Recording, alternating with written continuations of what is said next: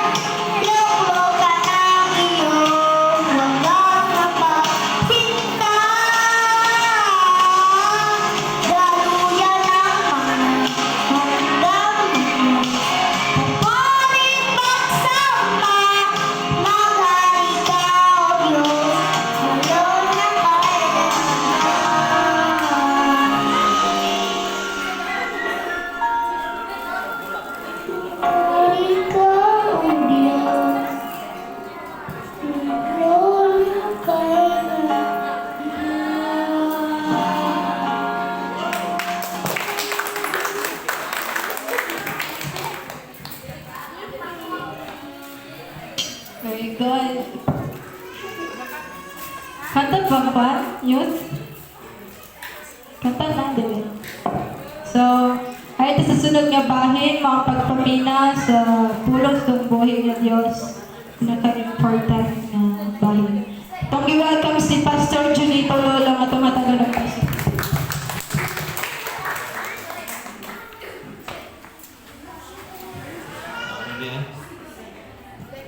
Kalimtan ako sa hapon.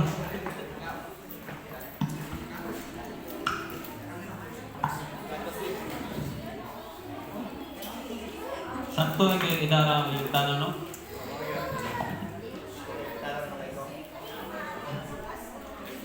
Ako lang magkabot ng tubig ba niya. Abot na ito sa tabay, ato lang ibili na itong kalor. Ano yung uli? Mayang hapon sa tanan. Okay ra mo, nag-plaster mo diha? Okay. Ang pagpaminaw sa pulong sa Ginoo is atong respeto nga naman to kay ang pulong sa Ginoo importante. Ano? So, dili na ta magsaba-saba. Kung sana yung ipang kaon-kaon diha, kung sana yung ipang-usap-usap diha, okay ra basta dili magka-disturbo. No? Kay ato respetuhan ang ngalan sa Ginoo. So, mag-pray ta para God, salamat aning hapunon. Ikaw among ituboy o gipasidunggan. Labi na sa among tagadag sa kinabuhi, Lord, na kami aron nga musimba o mo daig diha sa imong ngalan tungod kay ikaw ang angayan Ginoo. Napasalamatan, pasidunggan. Amahan, salamat kay aning mga adlaw. Itagaan mi nimo kusog, itagaan mi nimo gininhawa aron nga kami ng Dios dunay katapos nga mo daig mo pasalamat kanimo aning mga tagna.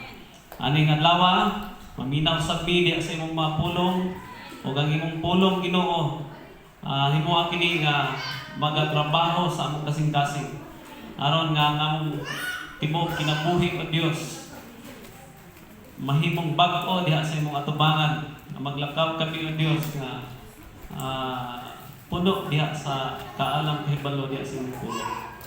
Amahan, among gibandong, bisan pa Ginoo, amuhan sa kaaway in the name of Jesus of Nazareth.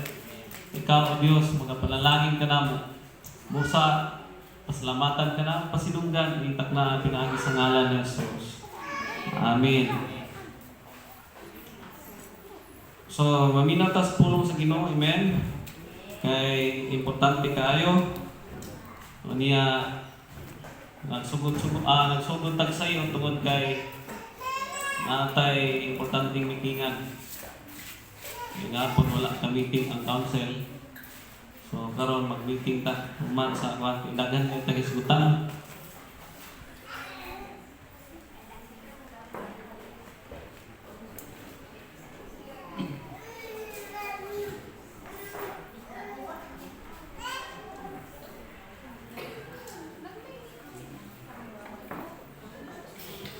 So, itong balikan ang akong topic at ning aging Domingo. Kaya wala pa itong mahuman. No?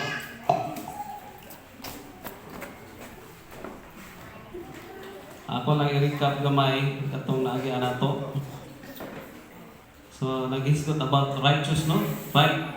Righteousness.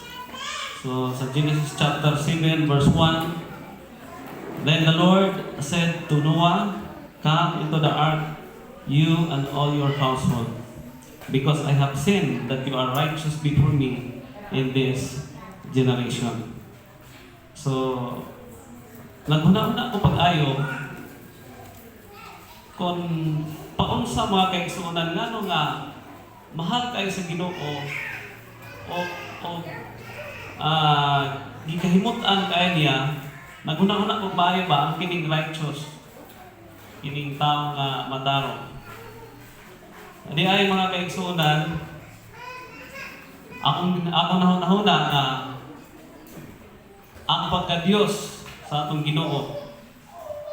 Gitawag nato siya o balaan or matarong. Muna nga dili siya gusto nga dili niya i-impart ang pagkamatarong niya nimo diri nato. Kaya nga no, matarong siya. So, matod pa sa atong nahisgutan atong niagi about practical righteousness, nga kung mag-isgod ganit about practical, means kana bang himuon na yun himo. Dili na magpaabot kung sa pa. Imo nang gihimo. Practical. So, mga kaigsunan, ang resulted with having to do with action or practice rather than thought or theory. Then, sa Ephesians chapter 4 verse 2, with all lowliness and gentleness, with long suffering, bearing with one another in love. Dayon, giving to the needy, number 1. Hinumdum ta ni Cornelio, na si Cornelio usa ka captain diya sa mga kasundaluhan. Then atong nahibaluan mga kaigsunan nga naa siya gihimo sa Ginoo una kining devoted siya. Then ikaduha, devoted masimbahon diya sa Ginoo. Ikaduha, naghatag siya og mga paghinahanglan kanang hinabang ato sa mga kabos. Dayon ikatulo is prayerful siya nga kapitan, pagkasundalo, prayerful siya. Muna nga nakita mga kaigsunan sa pagka-alas 3 sa hapon sa diha nga ning ampo siya diha sa Ginoo, nagpakita niya ang anghel. Unya niingon ang anghel sa iya nga Cornelio, ang imong mga gipanghimo nga maayo, mga hinabang ato sa mga kabos, gihinumduman sa Ginoo. Muna nga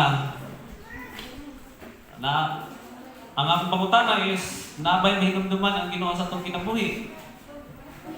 So, kamo lang ang magkatubag, no? Kita lang ang magkatubag.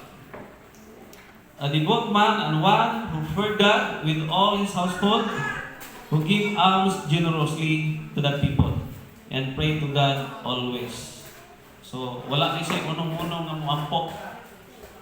Ampok yun. Dayon, about sa prayer, so, importante ang prayer. Kaya ang mga pag-ampo sa mga damadaraw doon na siya ay dakong kahimuan. Then, about fasting. Ang fasting mga kaigsunan, atong may baluan, nga ang tinuod day ng fasting is kanang imuhang bungguon or imuhang ang imuhang sala or ang imuhang kaugalingon, imuhang sana? O, taligdan. Mao na tinuod nga fasting nga maghinulsol sa tubangan sa Ginoo. Then 4, do not take advantages to others. So dili siya manghilabot, dili siya mag-take advantage sa itong mga kaigsunan o mga tao. Kay kontra gyud sa Ginoo ang katong limbungan. Amen. Kontra sa Ginoo ang taong limbungan. So, dili din mag-take advantage ngadto sa mga labi na katong mga kabos ng mga tao. Kaya mga kabos ng mga tao, ang Ginoo mga kaigsunan, mauging kontra nato basta pasakit na tanila, manglimbong tanila. So, kontra ginato ang Ginoo. Then, promise keeper of what you have said. So, kung unsay atong gi-promise diha sa Ginoo, sa tao man o sa Ginoo, ato siyang himuon, ato siyang tumanon. Kaya ang Ginoo maningil. Amen. Number 6, right wages to the workers. Kinahanglan nga kung naa kay gipatrabaho dayon ayaw nagsaad sa ari nga kanus ani mabayaran. Kung mahimo ini human ang trabaho, bayari. Amen. Kay wala ka kabalo basin og kanang iyang magtrabaho. Basi wala ang kabalo nga palitay na niyang bugas. Unsay palit niya diha, paghinahanglan niya. So makasala na ta sa tubangan sa Ginoo. So, dali na ta. Number 2 is gitawag og God's nature. Kay ang atong Dios mga kaigsunan sa ihang pagka-Dios, hibaluta, ingon padre, everything about God's nature and acts in righteousness, His righteousness or right His nature acts include. Number 1 is His justice. Ang Ginoo hostisya siya nga pagka-Dios. Dili siya gusto nga naakay daog-daugon. O dili po siya gusto nga ang kanang mga tao mudaog-daog nimo. Buti pasabot nga pantay ang gusto sa Ginoo. Amen? Pantay. Dili ka makalamang og tao, then ang tao po dili po siya mulamang din nimo. So buti pasabot nga pantay. Kay ang Ginoo hostisya. Amen? Kung mulamang na tao, ang Ginoo di na malipay. Kaya nga no, mauna ang klase sa pagkamatarong sa Ginoo. So, number 2, faithfulness to His covenant. Ang nature sa Ginoo mga kaigsunan, di lang kay justice, kundi faithful po siya sa iyahang saad. So, gikan sa atong pagkahimugso sa spiritual nga kinabuhi, igsuon ang Dios na anay saad nimo.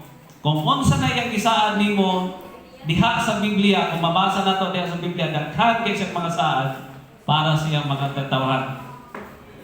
Nga naman, faithful siya sa iyang saad. Ang tao pwede